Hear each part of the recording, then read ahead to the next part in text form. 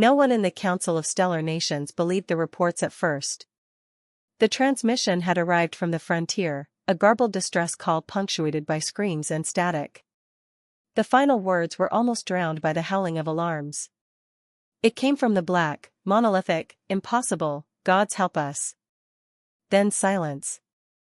High Chancellor Valor of the Bossari Dominion tapped one slender talon against the edge of the grand dais, her multifaceted eyes narrowing.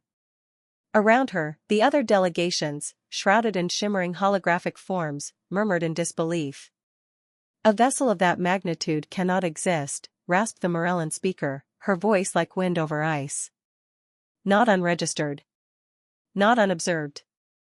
Your sensors failed, growled Admiral Ignor of the Tarkash Horde, his massive reptilian form coiled with irritation. No one has the capability to deploy a ship large enough to annihilate an entire station in a single salvo. But in the shadows at the edge of the chamber, Envoy Eleanor of the Silent Archive said nothing. He simply replayed the single image that had survived the transmission. A colossal black silhouette blotting out the stars behind it, plated in irregular, ancient armor. Along the hull, a sigil none of them recognized, a stylized spiral enclosing a human eye.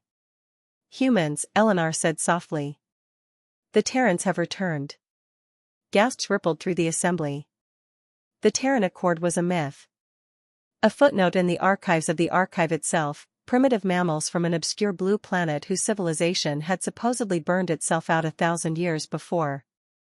Impossible, the Chancellor declared. Their world was quarantined. Their fleets dismantled. Their culture obliterated.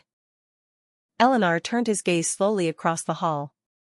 Then explained the Dreadnought. They had no answer. Out on the frontier, in the debris field that had once been the Elneri listening post, the survivors drifted in escape pods, staring through cracked viewports as the vessel approached. It was no mere warship. It was a moving fortress, larger than any station, its armored flanks bristling with dark weapon arrays whose purpose no one could guess. Across its hull, crimson sigils pulsed and faded, as if the ship itself were alive. Commander Tabax of the Elneri Navy whispered a single word into his recorder before the retrieval ships arrived. Leviathan. Then the Dreadnought powered its engines, and the shockwave hurled the escape pods tumbling through space like toys. For the first time in centuries, the Council convened an emergency martial session. Projections of the Dreadnought hovered above the central well. Every analysis drone dispatched to the wreckage had confirmed the same impossible conclusion. The vessel's design predated known stellar civilizations. Its hull composition was an alloy of unknown origin. Its power core readings eclipsed anything in the catalog by orders of magnitude. And in its wake, every relay and defense satellite had gone dark. It is not a fleet, Envoy Eleanor said quietly. It is one ship. Why? The Chancellor demanded. Why would the Terrans return now, after so many centuries of silence? Eleanor hesitated, his expression haunted. Perhaps they never left. Perhaps they were, waiting. A silence deeper than the void itself settled over the chamber.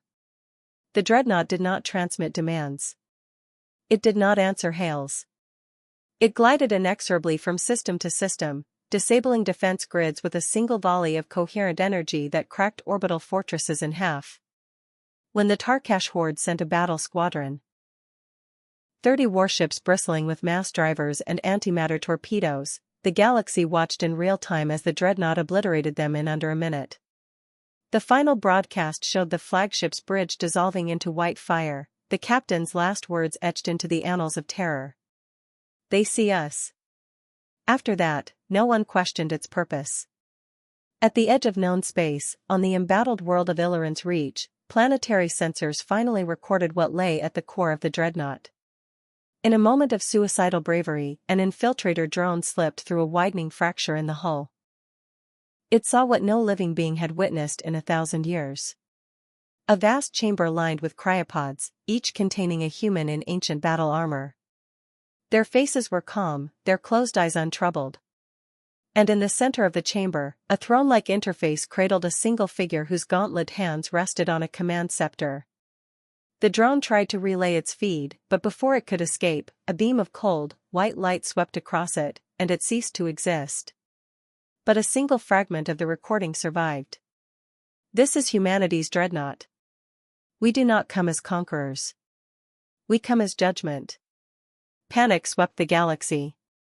The Morellan fleets retreated behind their quantum veils. The Vossari barricaded entire sectors. The Tarkash, humbled beyond measure, sued for peace with every neighbor they had once subjugated. And in every hidden archive, ancient records were unearthed, fragments of the last Terran transmissions before their disappearance. Warnings that they would not remain dormant forever. That one day, should the stars themselves forget the price of hubris, they would return to remind them.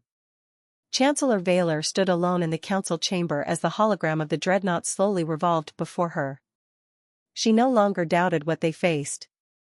In the depths of space, the last human warship glided onward, unswerving, unstoppable, the embodiment of a single truth no empire had ever imagined.